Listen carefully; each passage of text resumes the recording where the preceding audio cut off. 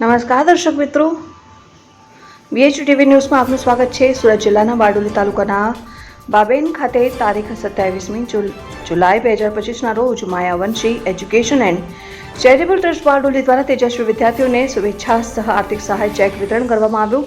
માયાવંશી education and charitable ટ્રસ્ટના અધ્યક્ષસ્થાને ધારાસભ્ય શ્રી ઈશ્વરભાઈ પરમારની ઉપસ્થિતિમાં ટ્રસ્ટ પ્રમુખ શ્રી મનહરભાઈ ભેસાણિયા, મંત્રી શ્રી સતીશભાઈ કોરાવાલા, ટ્રસ્ટી શ્રી રણછોડભાઈ રાઠોડ, કિશોરભાઈ, ઈશ્વરભાઈ, રતિલાલ માયાવંશી, રામુભાઈ સુરતી, નટવરભાઈ, શ્રીમતી રાજશ્રીબેન, નરેશભાઈ તથા અન્ય ટ્રસ્ટીશ્રીઓ, આગેવાનો, વાલી મિત્રો અને વિદ્યાર્થીઓ ઉપસ્થિત રહ્યા હતા. માયાવંશી એજ્યુકેશન એન્ડ ચેરિટેબલ ટ્રસ્ટ દ્વારા આર્થિક રીતે પછાત વર્ગના વિદ્યાર્થીઓને ઉચ્ચ અભ્યાસ માટે મદદરૂપ થવા માટે દર વર્ષે અરજીઓ મંગાવવામાં આવે છે અને તેમાંથી અમુક તેજસ્વી તથા આર્થિક પછાત વિદ્યાર્થીઓને પસંદ કરી ચેક વિતરણ કરવામાં આવે છે તથા ભાડા પેટે પણ રકમ આપવામાં આવે છે.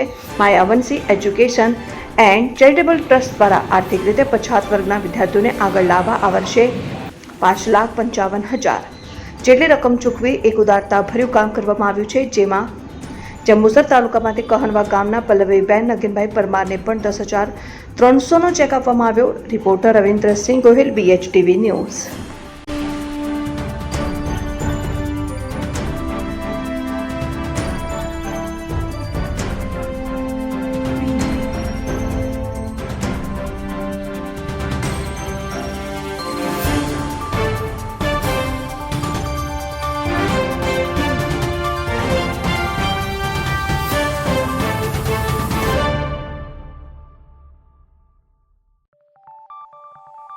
Preview.